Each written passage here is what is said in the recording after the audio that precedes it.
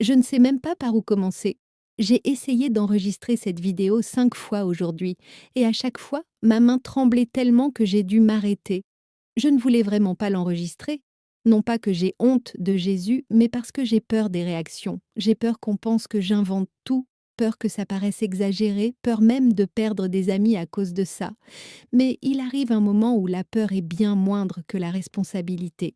Avant de continuer, j'aimerais vous demander une chose très simple. Veuillez indiquer en commentaire de quel pays vous regardez la vidéo et quelle heure il est chez vous. Je prierai pour chacune des personnes mentionnées. Que vous soyez très croyant ou que vous regardiez la vidéo avec des doutes, peu importe. Je prierai sincèrement pour vous. Et si le cœur vous en dit, abonnez-vous à la chaîne et activez les notifications, non pas pour moi, mais parce que ce que je vais dire pourrait aider bien plus de personnes que je ne l'imagine. J'essaie de ne pas faire trembler ma voix, mais c'est difficile. Je vis au Chili, j'ai 33 ans, je m'appelle Maria, et je mène une vie simple, comme tout le monde. Je me lève tôt, je travaille, je m'occupe de la maison, et j'essaie d'être organisée. Je n'ai jamais eu de vision, je n'ai jamais recherché d'expérience surnaturelle, et je ne suis pas du genre à inventer des histoires pour attirer l'attention. Je suis tout simplement moi, et c'est peut-être pour cela que tout cela m'a autant choquée. Ce qui m'est arrivé il y a 3 jours était tellement réel que j'ai encore du mal à y croire. Je sais que certains en douteront, et c'est normal. J'en douterais moi-même si on me le racontait. Mais je ne peux plus faire comme si de rien n'était. Chaque fois que j'essaie de faire comme si ce n'était qu'un rêve, je ressens une oppression dans la poitrine. Mes pensées retournent à cette nuit-là et j'ai l'impression que Jésus me dit « Tu dois parler ». Je ne vais pas entrer dans les détails pour l'instant. Je veux vous raconter calmement, tel que c'est arrivé, car je pense que c'est la seule façon pour vous de comprendre pourquoi je suis si bouleversée. Ce n'était pas inattendu, ce n'était pas beau, ce n'était pas une scène de théâtre, c'était trop réel, trop simple. Et c'est peut-être ce qui est le plus terrifiant. Cette nuit-là était comme toutes les autres. Je suis rentrée du travail épuisée, je me suis assise au bord du lit et je suis restée là quelques minutes, respirant profondément pour tenter de me libérer du stress de la journée. Le temps était normal, la maison était normale, tout était normal. Rien ne laissait présager que ma vie allait prendre un tournant dramatique. Et c'est là que tout commence. Si vous êtes encore là avec moi, restez encore un peu. Je vous promets de vous raconter exactement comment cela s'est passé. Je suis restée longtemps assise au bord du lit, respirant profondément, essayant de me détendre après cette longue journée. Je me souviens même avoir fermé les yeux un instant, mais je ne me suis pas endormie. J'avais la tête qui tournait, vous savez, quand on pense à 1000 choses à la fois, les factures à payer, les messages sans réponse, le ménage, ce joyeux bazar mental que tous les adultes connaissent. Et c'est au milieu de ces choses normales que tout s'est passé. Quand j'ai rouvert les yeux, j'ai éprouvé une sensation inexplicable. Rien de surnaturel, ni lumière vive, ni vent, rien qui ressemble à une scène de film. J'ai simplement réalisé, avec une clarté absolue, que je n'étais plus seule dans la pièce. Une certitude qui m'a submergée sans prévenir. Mon cœur s'est mis à battre la chamade instantanément. Mes mains ont commencé à transpirer. Je suis restée complètement immobile. J'ai lentement levé les yeux, presque appréhendant ce que j'allais voir, et quand j'ai enfin regardé devant moi, c'était là, simplement, sans cérémonie, sans rien d'extraordinaire. C'était comme si c'était toujours là et que je ne l'avais remarqué qu'à cet instant précis. Jésus! Je sais ce que ça donne, comme impression. Je sais à quel point cela paraît absurde. Et c'est précisément pour cette raison que je ne voulais pas enregistrer, mais je dois vous raconter comment c'est arrivé. Quand je l'ai vu, j'ai été paralysée. Mes jambes flageolaient, une boule s'est formée dans ma gorge, et mes yeux se sont remplis de larmes avant même que je comprenne ce qui se passait. Ce n'était pas de la peur, c'était un mélange d'admiration, de vérité, de honte et d'amour. Tout cela réuni d'une façon que je n'avais jamais ressentie auparavant. Son regard était si direct que j'ai eu l'impression qu'il avait percé à jour toutes mes carapaces, toutes mes peurs, tout ce que je n'avais jamais confié à personne. C'était un regard qui me connaissait parfaitement. Je n'ai rien pu dire, j'ai commencé à pleurer. Mais ce n'était tout pas de jolis pleurs. C'étaient des pleurs déchirants, incontrôlables, presque désespérés. Je me suis couvert le visage de la main, incapable de croire que cela m'arrivait vraiment. Et c'est alors qu'il a prononcé mon nom, Maria, de la manière la plus normale, la plus simple et la plus humaine que j'ai jamais entendue. Et cela a fait redoubler mes pleurs, car on ne m'avait jamais appelée ainsi auparavant. C'était comme s'il avait dit « Je sais qui tu es, je sais ce que tu ressens, je sais ce que tu fuis ». Je ne pouvais répondre qu'à une seule chose, presque en chuchotant, essayant de respirer à travers mes larmes. Pourquoi moi? Il fit un pas en avant, non pas pour m'effrayer, mais comme pour nous soulager d'un poids. Et il dit: Parce que vous parlez avec sincérité. Cette phrase m'a profondément marquée, comme une vérité oubliée. Et je me suis effondrée à nouveau car je ne me considère pas comme quelqu'un de spécial. Je ne suis la chef de rien, je ne suis pas prédicatrice, je n'ai pas de connaissances bibliques approfondies, je suis juste une femme ordinaire qui essaie de survivre. C'est alors qu'il prononça la phrase qui changea le cours de tout: Je suis venu parce qu'il y a quelque chose qui doit être communiqué. Et vous le communiquerez. Au moment où il a dit ça, tout mon corps s'est figé. Je savais que quelque chose d'important allait se produire. Je ne savais simplement pas à quel point.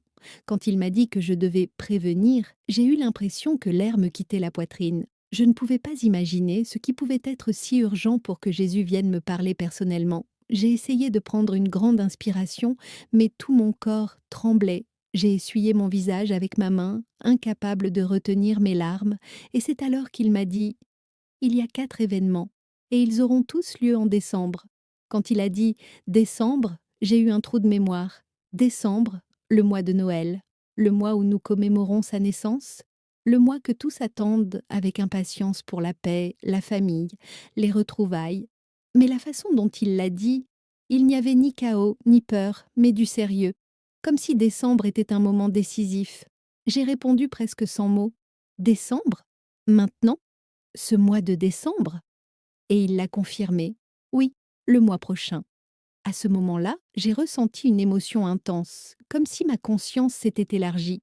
J'ai commencé à me souvenir de tout ce qui s'était passé cette année-là, toutes les tragédies, toutes les catastrophes qui avaient mis le monde en alerte, les inondations soudaines, les tremblements de terre dans des pays sans antécédent, de secousses aussi violentes, les incendies de forêts incontrôlables, les tempêtes apparues de nulle part.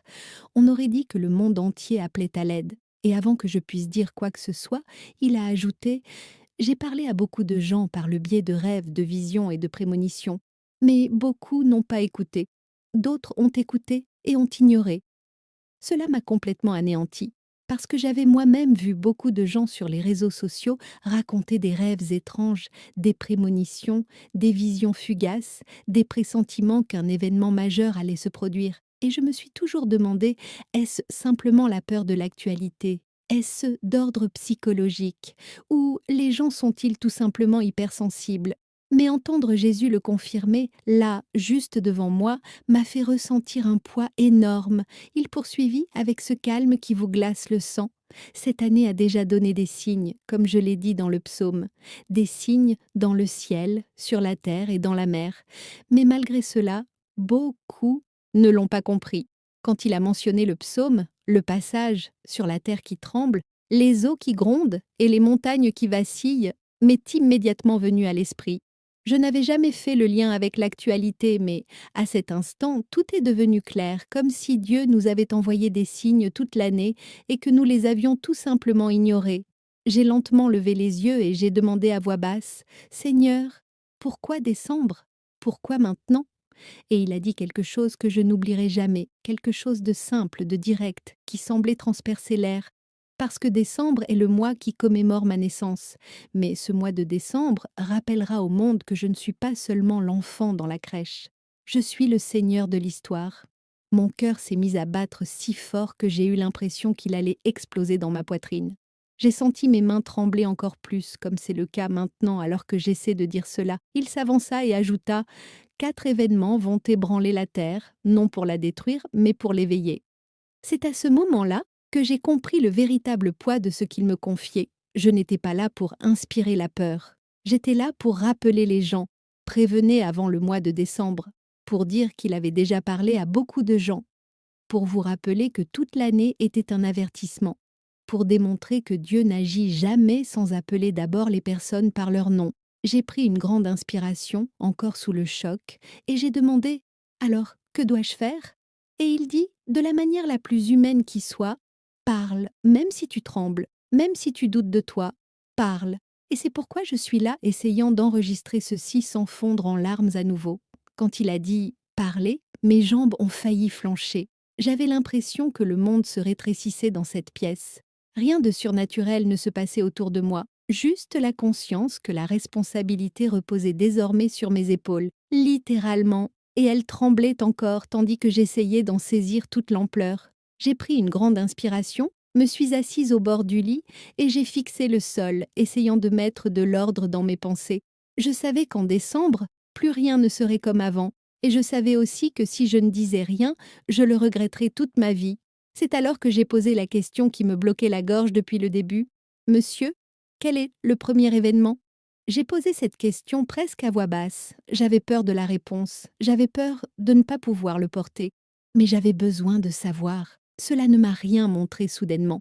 Ce n'était pas une scène de film, il n'y avait ni lumière, ni tonnerre. C'était quelque chose de bien plus puissant. Il m'a fait ressentir quelque chose. C'était comme si ma poitrine avait été traînée dans un endroit que je ne reconnaissais pas. J'ai fermé les yeux un instant, involontairement, et quand je les ai rouverts, je n'étais plus dans ma chambre. Je voyais quelque chose comme à travers la fenêtre de mon propre cœur. Une scène familière, mais avec une intensité différente. C'était décembre. On le sentait dans l'air, dans les rues décorées, dans les maisons illuminées de guirlandes scintillantes, mais l'atmosphère était dépourvue de cette joie que l'on attend de Noël. Le sentiment était différent. C'était comme si le monde allait trop vite. C'était comme si tout le monde s'agitait dans la précipitation de fin d'année, tout en ignorant ce qui allait se produire. Jésus parlait très lentement, presque comme s'il m'apprenait à respirer. Le premier événement sera une surprise inattendue. Et il aura lieu début décembre. J'ai ressenti une secousse dans mon estomac. J'avais l'impression d'avoir été frappée de l'intérieur. J'ai demandé, la voix tremblante, « Choc, quoi? Qu'est-ce que ça veut dire ?» Il m'a laissé me familiariser avec les lieux avant de m'expliquer. Un mélange de surprise et de silence. Ce n'était pas une destruction, ce n'était pas le chaos mondial. C'était quelque chose qui rendait les gens s'arrêter, comme si le monde avait retenu son souffle pendant quelques instants. Puis il a ajouté, « Ce sera un signal clair pour ceux qui y prêtent attention, et il sera ignoré par ceux qui sont toujours pressés. » Je suis restée là, essayant d'absorber chaque mot. La première chose qui m'est venue à l'esprit, ce sont les signes qui ont jalonné cette année. Tant d'événements simultanés, tant de tragédies, tant de catastrophes, que tout cela semblait absurde. Et j'ai réalisé que nous nous y étions habitués. Nous voyons de mauvaises nouvelles et passons simplement à la vidéo suivante, comme si c'était la chose la plus normale au monde. J'ai eu la gorge serrée quand il a dit « Comme je l'ai dit dans les psaumes, la terre tremble, les eaux grondent et les nations s'agitent. » Cette année l'a prouvé. Mais peu l'ont compris. C'est à ce moment-là que la scène a légèrement changé. J'ai vu des gens regarder le ciel. Ce n'était rien d'extraordinaire, ce n'était pas une scène de film. C'était quelque chose de discret, mais en même temps impossible à ignorer. J'ai chuchoté « Monsieur, est-ce le premier événement ?» Et il l'a confirmé. « Oui, ce sera rapide, ce sera soudain, et ce sera un avertissement. » J'ai senti ma main trembler à nouveau. Il était si fort que j'ai dû m'accrocher à l'autre homme qui était sur lui. Continue.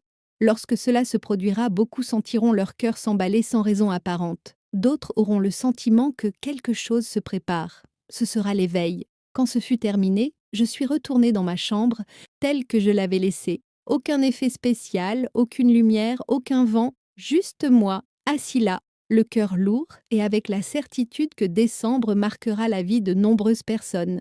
Après cette première vision, je suis restée figée quelques secondes. C'était comme si mon corps avait besoin de temps pour revenir à la normale.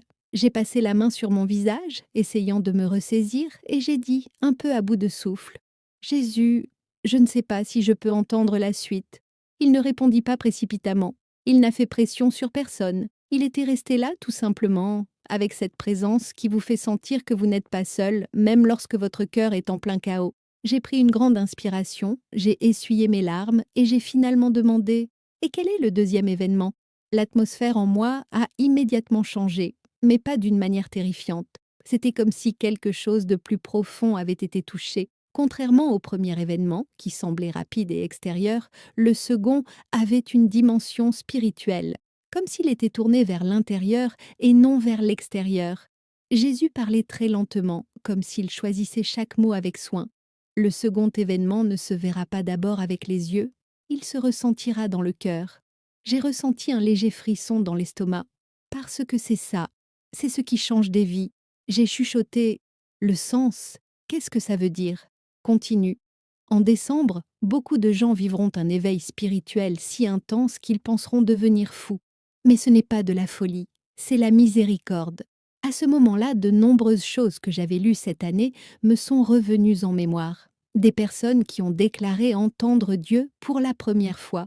Des personnes rapportent avoir fait des rêves étranges, reçu des avertissements et éprouvé des sensations intenses. Des gens qui n'avaient jamais parlé de foi de leur vie se mettent soudain à en parler, et c'était logique. Il a point ajouté: j'ai déjà murmuré à beaucoup par le biais de rêves, j'ai déjà donné des signes aux familles, j'ai déjà lancé des avertissements par les émotions, mais beaucoup n'ont pas compris. Je le regardais le cœur lourd, parce que je savais que c'était vrai. Nombreux sont ceux qui ont passé toute l'année avec cette étrange impression que quelque chose allait se produire, et qui l'ont tout simplement ignoré. C'est alors qu'il m'a montré la vision du deuxième événement.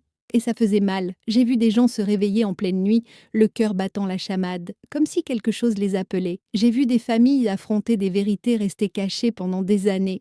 J'ai vu des gens se souvenir de vieilles promesses qu'ils avaient oubliées. J'ai vu des chrétiens qui étaient effrois revenir pleurer en présence de Dieu. Mais j'ai aussi vu quelque chose qui m'a profondément marqué. Des gens qui n'avaient jamais cru en rien commencèrent à ressentir quelque chose d'inexplicable.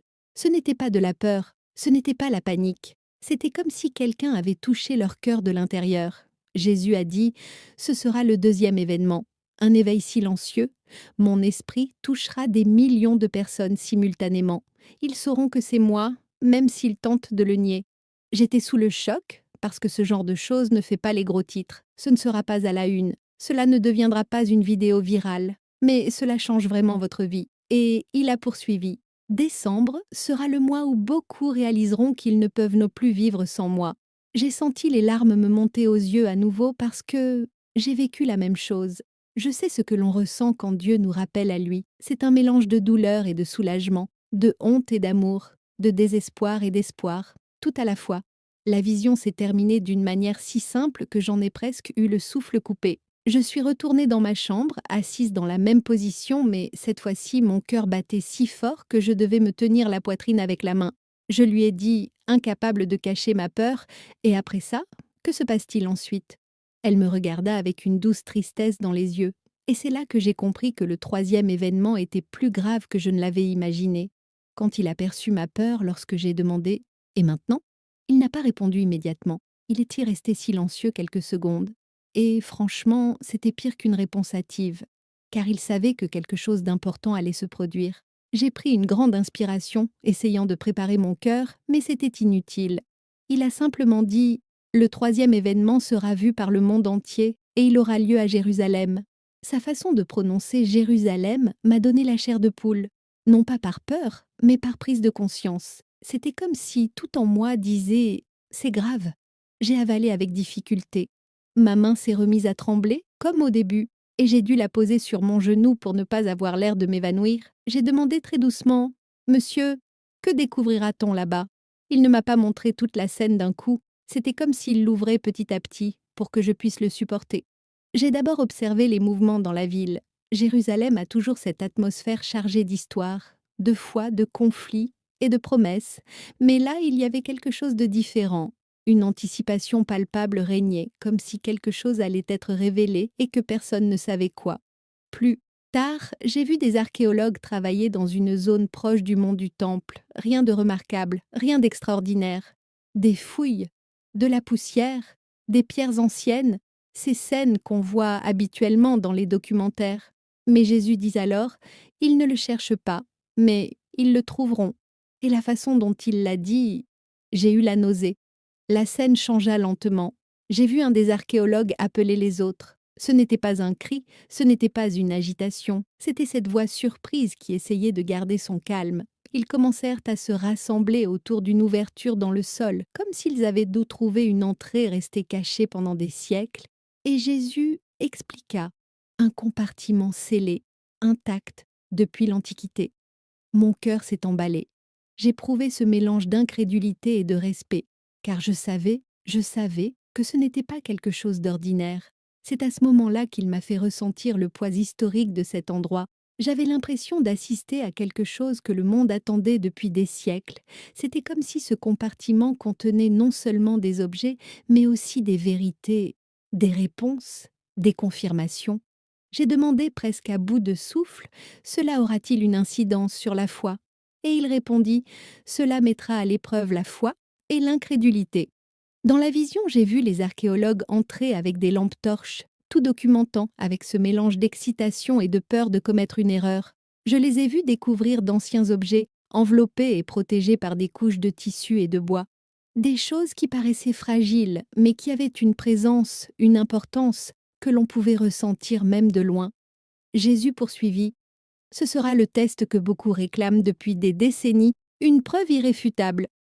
J'ai senti une boule dans la gorge, parce que je parlais de quelque chose de trop important, quelque chose qui pourrait ébranler les religions, les universités, les gouvernements et les dirigeants du monde entier. Il a ajouté, le monde s'arrêtera pour contempler Jérusalem. Et puis, il m'a montré l'impact. J'ai vu des gens de différents pays regarder les informations aux premières heures du matin, sur leur téléphone portable, à la télévision et sur les réseaux sociaux. J'ai vu des universitaires essayer de parler, d'expliquer, de nier, mais incapables de cacher la vérité. J'ai vu des chrétiens pleurer, j'ai vu des professeurs d'histoire sans voix, j'ai vu à quel point les chefs religieux étaient désespérés car cela démantelait les anciens récits. Et Jésus prononça la phrase qui est restée gravée dans mon cœur, j'avais dit que les signes viendraient. En voici un. Mais il ne l'a pas dit avec fierté ni sur un ton menaçant. Il l'a dit tristement, comme quelqu'un qui avait attendu longtemps que les gens comprennent. J'ai demandé avec crainte, « Et que trouveront-ils exactement, Seigneur ?» Et il répondit calmement, sincèrement, avec cette profondeur que seuls ceux qui ont ressenti une présence spirituelle peuvent comprendre. Ils trouveront quelque chose qui confirmera ce dont beaucoup doutaient, quelque chose qui avait été gardé pour ce moment précis. Je n'ai rien pu dire. Je viens de sentir les larmes couler. Parce qu'à ce moment-là, j'ai compris, ce n'était pas un simple vestige archéologique, c'était quelque chose de prophétique, quelque chose que Dieu a préservé pour cette génération. Il conclut sa vision en disant « Lorsque le monde aura les yeux tournés vers Jérusalem, le 4e événement sera déjà très proche. » Et je me suis figée parce que je savais que le 4e événement était le plus intense, alors que la vue de Jérusalem commençait à s'estomper. Je pensais avoir quelques secondes pour respirer, mais ce ne fut pas le cas. Jésus n'a pas élevé la voix, il n'a pas changé de ton, il n'a pendant rien fait de théâtral, mais son regard en disait long. Il était clair que ce qui allait suivre était au cœur de tout. J'ai rapidement essuyé mon visage avec ma manche, en essayant de reprendre mon souffle. Mon cœur battait la chamade et je ne pouvais penser qu'à une chose. Si le 3e événement se déroule ainsi, à quoi pourrait ressembler le 4e? Il attendit, non pas comme quelqu'un qui a besoin d'être respecté, mais c'est comme savoir que la personne en face de vous a besoin d'une seconde pour assimiler ce qu'elle va entendre. J'ai pris une grande inspiration, serré les poings et parlé d'une voix faible. « Seigneur, que va-t-il se passer après cela ?» C'est alors qu'il a dit quelque chose de si simple et pourtant de si puissant que même aujourd'hui j'en ai des frissons. Le 4e événement ne se verra pas d'abord avec les yeux, il se ressentira. Cette phrase m'a complètement anéantie, parce que je savais exactement ce qu'il voulait dire. Ce n'était pas quelque chose d'extérieur, c'était quelque chose de spirituel, de profond, d'intime, de collectif. Il continua calmement, mais d'une manière qui me toucha profondément. En décembre, beaucoup ressentiront quelque chose d'inédit. Ce sera comme un appel, un choc, un éveil. À ce moment-là, j'ai ressenti une pression dans ma poitrine. Ce n'était pas de la douleur, c'était ce genre de sensation qui vous fait comprendre que quelque chose d'important va arriver à tout le monde. En même temps, j'ai demandé très doucement « Mais que ressentez-vous » Et il me l'expliqua lentement afin que je puisse le comprendre. La prise de conscience que les temps changent, que quelque chose de plus grand se prépare, que le monde ne peut pas continuer ainsi. Je suis resté silencieux, car quelque chose au fond de moi savait que cela n'avait rien à voir avec la peur. C'était une question de vérité. À ce moment-là, il a montré des gens dans différentes parties du monde, Brésil, Europe, États-Unis, Afrique, Asie, se réveillant en pleine nuit sans savoir pourquoi. Des gens ordinaires, qui ne rêvent jamais de spiritualité, se lèvent le matin avec un poids sur le cœur, comme si Dieu les appelait par leur nom. J'ai vu des ouvriers, des mères, des jeunes, des personnes âgées, des gens ordinaires. Toutes ces personnes commencent à ressentir une urgence qu'elles n'avaient jamais ressentie auparavant. Quelque chose comme « j'ai besoin de me rapprocher de Dieu, je dois changer de vie, je dois m'excuser, je dois me préparer ». Le regard de Jésus devint plus sérieux. Non pas par colère, d'amour, mais un amour qui ne joue pas avec la vérité. Il a dit « Ce sera le plus grand éveil silencieux de l'histoire récente. Beaucoup ne le comprendront pas, d'autres l'ignoreront, mais ceux qui ressentiront cet appel et y répondront seront fortifiés pour la suite. » J'ai eu un frisson dans l'estomac, et j'ai demandé « Et que dire de ceux qui ne répondent pas, Seigneur ?» Il n'a pas dit un mot, il baissa légèrement les yeux, et ce silence en disait long, continu. Le quatrième événement sera le plus spirituel. Il n'y aura ni gros titres, ni avertissements, ni alertes humaines. Chacun le ressentira en soi. J'ai vu comment certaines personnes ont commencé à se réconcilier avec leur famille. Des personnes qui ont surmonté leur dépendance. Les mariages sont en train d'être rétablis. Des personnes qui étaient loin de Dieu et qui reviennent de façon inattendue.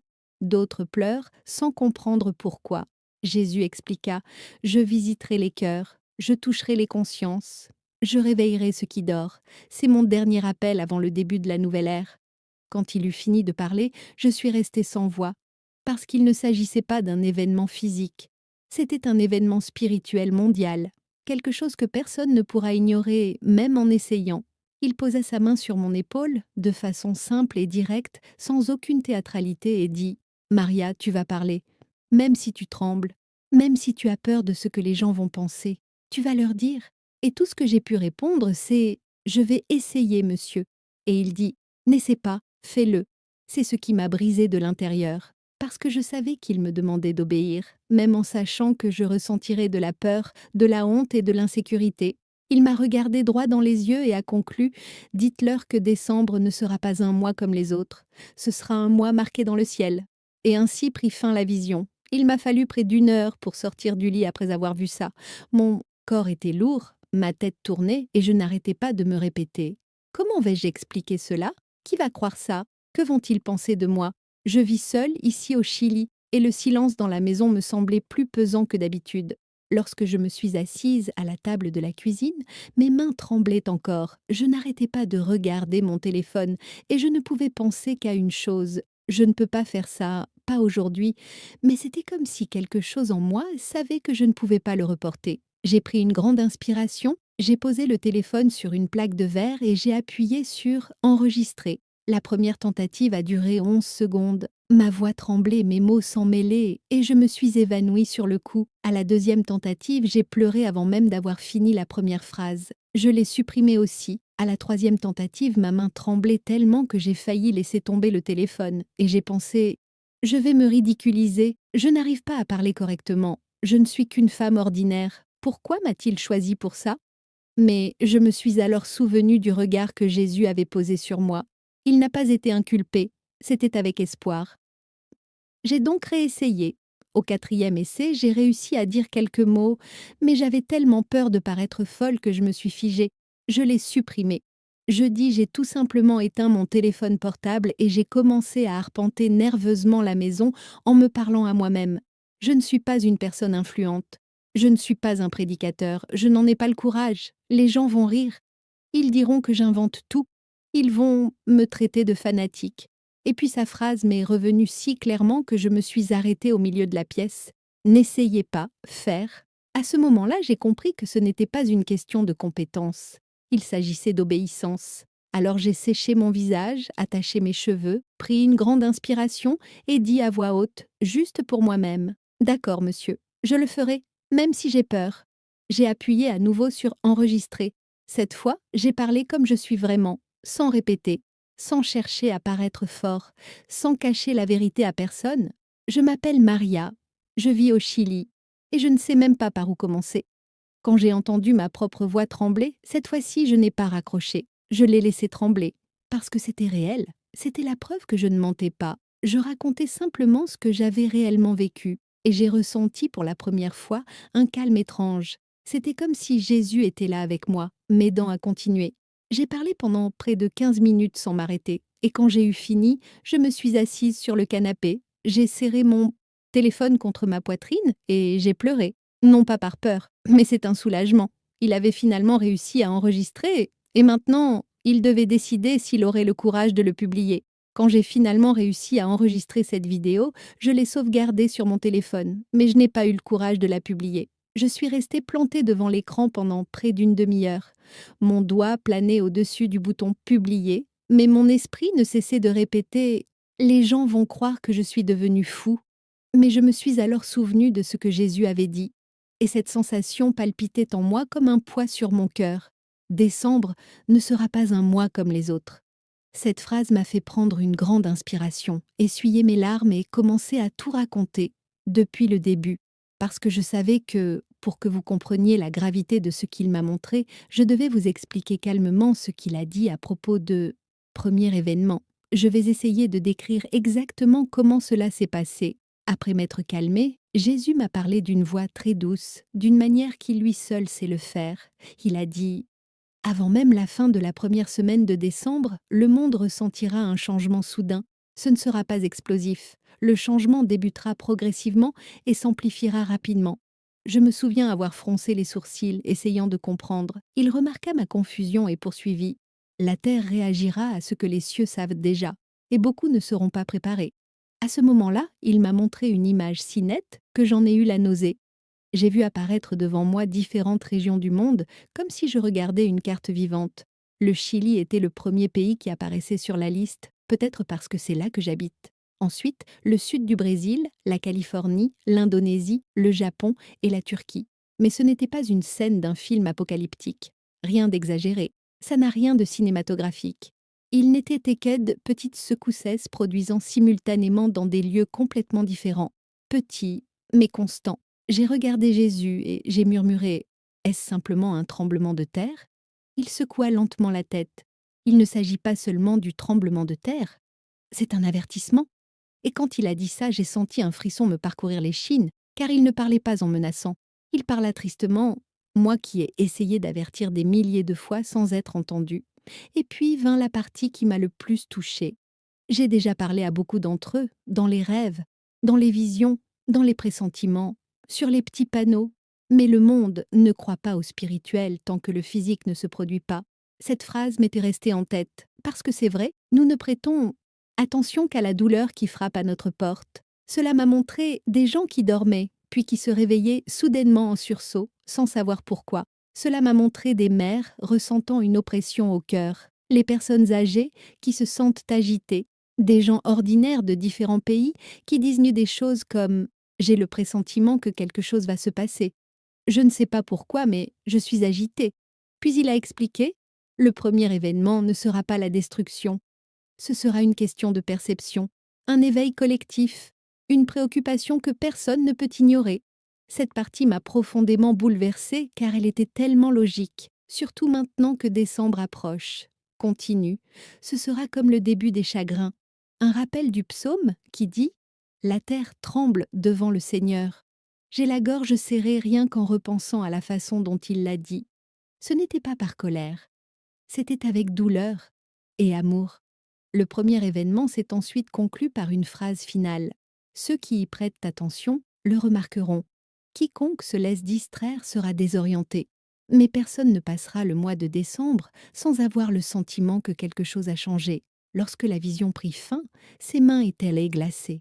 Et c'est pourquoi je suis ici à vous dire cela, parce que je sais que cela n'a rien à voir avec moi. Il s'agit de préparer ceux qui veulent écouter. Après que Jésus m'eut montré le premier événement, je suis restée sans voix pendant quelques secondes. Ma respiration était irrégulière et je me répétais sans cesse « Pourquoi moi? Pourquoi me montre-t-il ça ?» Je pense que vous, de l'autre côté, comprenez ce que c'est que de ressentir que la responsabilité est trop lourde. Je ne me sens pas fort, je ne me sens pas spirituellement important. Je suis une personne normale qui essaie de bien faire et qui échoue souvent. Mais malgré tout, il m'a choisi pour en être témoin. Et je sentais que ce qui allait suivre serait encore plus éprouvant émotionnellement, parce que l'expression de Jésus a changé, il devint plus sérieux. Ce n'était pas difficile, mais il y avait une intensité dans son regard que je n'oublierai jamais. Il a dit « Le deuxième événement, en décembre, sera interne et non externe ». Je n'avais pas compris à l'époque. En fait, j'ai même demandé Interne quoi? Les choses à l'intérieur des gens? Il hocha lentement la tête. La plus grande surprise de ce mois-ci ne se produira pas sur Terre. Cela restera gravé dans le cœur de beaucoup. Cette phrase m'a blessée comme une flèche. Il continua à parler très calmement, comme s'il expliquait quelque chose de délicat. Je vais explorer des zones cachées, ce que les gens évitent, des blessures qui n'ont jamais été soignées, des péchés dissimulés, des peurs que personne n'avoue avoir, et des vérités que beaucoup tentent donc de cacher, même à eux-mêmes. J'ai ressenti une pression si forte dans ma poitrine que mes mains ont commencé à transpirer. Parce que, pour être honnête, j'ai moi-même des zones que je préfère ne pas regarder, les choses que je prétends résolues. Et il le savait. Puis il l'a expliqué plus en détail. Durant la deuxième semaine de décembre, de nombreuses personnes ressentiront un fardeau émotionnel inattendu. Ce ne sera pas une dépression, ce ne sera pas une tristesse ordinaire, ce sera une confrontation. Ce mot résonnait sans cesse dans mon esprit. Comparaison. J'ai vu des gens assis sur le canapé en train de pleurer sans raison apparente. J'ai vu des couples parler de choses qu'ils avaient évitées pendant des années. J'ai vu des parents demander pardon à leurs enfants. J'ai vu des gens annuler des fêtes, des voyages, des rendez-vous, sans savoir pourquoi.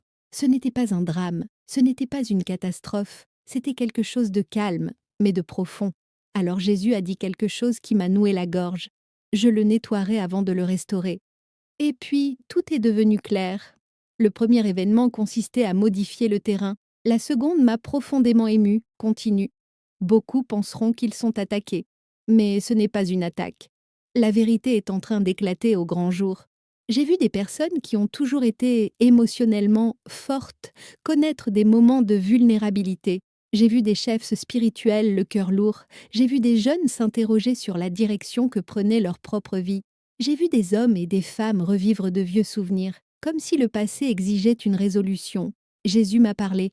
Décembre sera le mois où les mensonges personnels ne tiendront plus la route. J'ai demandé.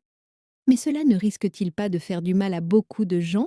Elle m'a répondu de la voix la plus douce que j'ai jamais entendue. La vérité fait mal avant de guérir, mais toujours en bonne santé. Et cela m'a permis de voir la plus belle partie du deuxième événement, des personnes libérées de ce qui les avait tenues captives pendant des années. Les relations se rétablissent. Des personnes qui n'avaient jamais prié auparavant recommencent à prier.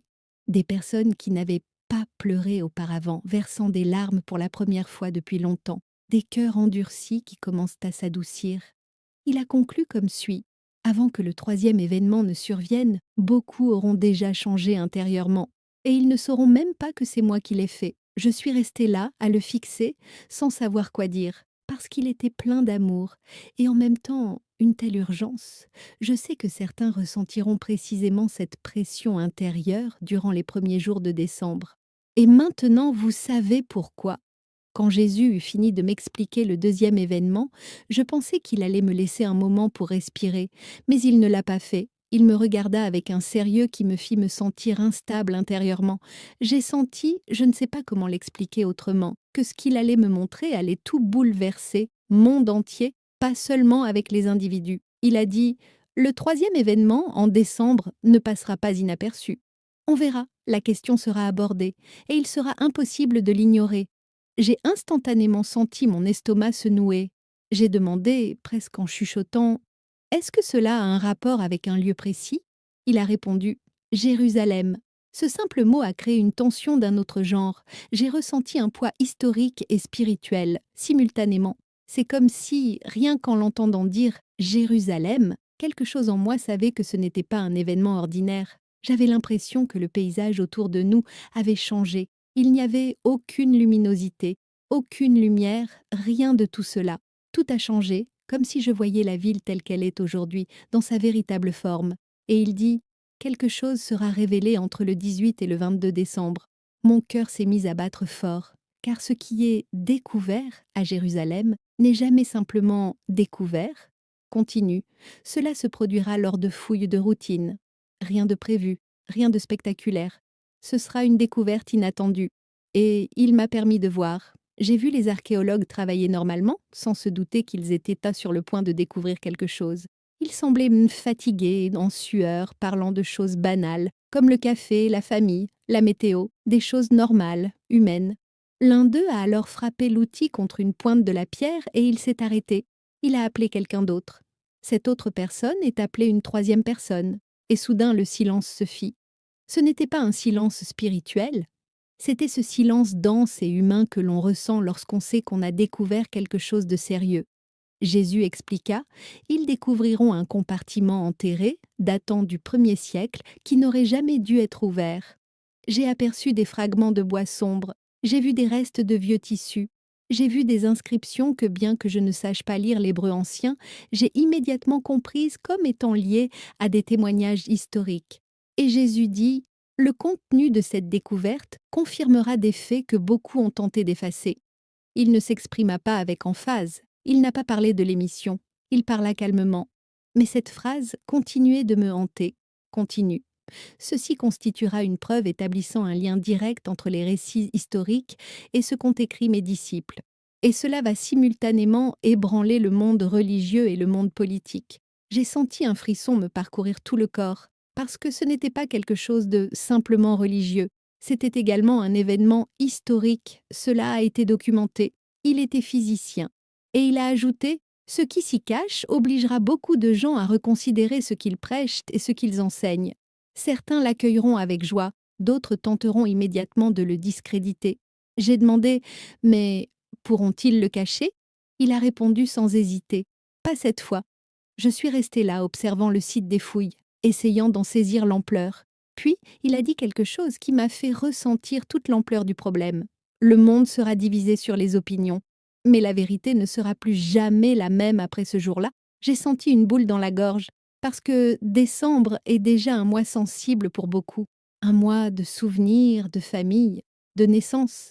Et maintenant, une découverte comme celle-ci, il a conclu cette partie en disant « Ce sera le plus visible des 4 signaux ». Et j'ai compris immédiatement. Ce qui se passe à Jérusalem ne sera pas seulement un sujet d'actualité, ce seront moments décisifs. Et je vous préviens dès maintenant que ce dernier événement est le plus difficile à aborder, car il n'est ni spectaculaire, ni bruyant, ni à la une des journaux du monde entier, mais c'est celui qui touche le plus les gens. Après que Jésus m'a montré la découverte à Jérusalem, j'ai eu besoin de prendre une grande inspiration. J'avais les yeux qui brûlaient. Et je me souviens m'être frotté le visage comme si j'essayais de me réveiller d'un choc. J'ai même chuchoté « Monsieur, tout cela va vraiment se produire en décembre ?» Il ne répondit pas précipitamment. Il m'a regardé avec une fermeté qui n'est pas blessante, mais qui indique clairement que la situation est grave. Et puis il a dit « Le 4e événement sera le plus calme, mais ce sera la plus profonde. » La façon dont il l'a dit, j'ai senti que quelque chose de différent allait se produire. Ce n'était pas une destruction, ce n'était pas une catastrophe, ce n'était pas un scandale. C'était quelque chose de direct, d'intime, continu. Entre le 24 et le 31 décembre, je toucherai les gens d'une manière inattendue. Ce ne sera pas dans une vision, ce ne sera pas dans un rêve. Cela sera fait avec soin. Que conscience! Cela résonnait sans cesse en moi. J'ai demandé « La conscience? Qu'est-ce que ça veut dire ?» Et il expliqua « Je vais faire en sorte que les gens se souviennent de choses qu'ils ont oubliées. Je vais faire ressentir aux gens ce qu'ils ont toujours évité. Je vais faire ressurgir des souvenirs qui doivent être vus et des réponses qui ont été ignorées. » Je suis resté silencieux parce que j'avais le sentiment de parler de quelque chose qui vous touche profondément, ce que les gens cachent, même à eux-mêmes. Puis il a dit « Beaucoup ressentiront une présence qu'ils ne pourront expliquer. Ce ne sera pas une vision, ce ne sera pas une image, ce ne sera pas une voix audible. Cela sera compris. J'ai vu tout simplement des gens se réveiller au milieu de la nuit, le cœur lourd. Des gens s'arrêtent au milieu de la rue, ressentant quelque chose d'inexplicable. La veille de Noël, les gens lèvent les yeux au ciel et, pour la première fois depuis des années, s'interrogent. Dieu essaie-t-il de me parler ? Et il a ajouté « Je vais donner des noms, pas avec du son, mais clairement. » Et puis j'ai été témoin de scènes très humaines. Une mère qui pleure dans la salle de bain, se souvenant d'une promesse faite il y a des années. Un homme qui avait toujours évité de penser à la foi, ressentit soudain qu'il lui manquait quelque chose. Des adolescents qui ne s'étaient jamais souciés de questions spirituelles ressentent une agitation inattendue. Les personnes qui étaient prêtes à tout abandonner réalisent soudain qu'elles ne sont pas seules. Tout est réel, tout est simple, tout est profond. Puis Jésus a dit quelque chose qui m'a bouleversée. Ce sera ma dernière invitation de l'année. Ce n'est pas pour vous faire peur, mais se réveiller. Et il a poursuivi. Je vais rendre visite aux gens d'une manière tellement personnelle qu'ils ne pourront même pas l'expliquer. Mais ils sauront que c'était moi. J'ai demandé avec crainte, est-ce que cela va arriver à tout le monde? Il secoua la tête et dit, avec toutes les personnes sensibles, avec tous ceux qui sont fatigués, à tous ceux qui m'ont demandé quelque chose en silence. Et il a conclu d'une manière si humaine qu'on aurait dit qu'il parlait de moi, de vous, de n'importe quelle personne ordinaire. Décembre ne sera pas seulement le mois de ma naissance. Ce mois-ci, je rappellerai à tout le monde que je n'ai jamais cessé de leur demander quoi que ce soit. Quand ce fut terminé, j'ai ressenti quelque chose de difficile à expliquer. Ce n'était pas de la peur, ce n'était pas un soulagement, c'était un mélange d'urgence et de paix. Je suis restée là à penser à tout. L'événement météorologique, l'événement interne, la découverte à Jérusalem, et maintenant, cet appel silencieux. Et finalement, il a dit « Maria, parle avec sincérité, exactement cela, parlez honnêtement. » J'ai dû prendre plusieurs grandes inspirations avant de pouvoir continuer. Et pour être honnête, je ne comprends toujours pas comment je suis encore capable d'enregistrer ça. Mes mains tremblent encore. J'ai déjà essayé de supprimer cette vidéo environ 4 fois. Je n'arrête pas de me demander que vont dire les gens? Vont-ils rire? Vont-ils penser que je suis devenue fou? Mais chaque fois que je pensais abandonner, je ressentais la même pression dans ma poitrine, la certitude que je ne pouvais pas rester silencieux. Alors, si vous êtes arrivé jusqu'ici, merci. En fait, je sais que décembre est un mois difficile pour beaucoup de gens. C'est Noël, c'est la famille, c'est un souvenir. Pour certains, c'est douloureux, et pour d'autres, une expérience joyeuse. C'est le mois où le monde entier se tourne vers Jésus d'une manière ou d'une autre. Certains par la foi, d'autres par la culture, d'autres encore par la coutume. Et c'est précisément pour cette raison qu'il a choisi décembre, car ce mois-ci, aussi bruyant soit-il, laisse un vide dans le cœur des gens, un espace qui reste normalement fermé toute l'année. Il me l'a dit si clairement que je n'ai pas le courage de le garder pour moi. 4 événements vont bouleverser le monde ce mois-ci, chacun à sa manière, chacune avec un but précis. Quelqu'un est en train de creuser le sol, un autre qui touche l'âme, un autre qui s'immisce dans l'histoire, et la dernière va droit au cœur des gens. Je ne sais pas comment vous êtes arrivé ici. Je ne sais pas si vous croyez en Dieu, si vous êtes loin de lui, si vous êtes fatigué, si vous luttez seul. Mais si vous regardez ceci jusqu'au bout, ce n'est pas un hasard. Avant de terminer, j'aimerais vous demander une faveur. Dites-moi dans les commentaires où vous avez entendu cela. Je veux prier pour votre pays, pour votre foyer, pour votre famille. Et si vous le pouvez, laissez aussi votre nom. Je prierai pour chacun d'eux, ces louanges, non pas comme une obligation, mais en tant que personne ayant vu ce qui va se produire. Et il ne veut pas que quiconque se perde dans tout cela. Je voulais aussi vous demander de partager cette vidéo avec quelqu'un qui a besoin d'un éveil spirituel.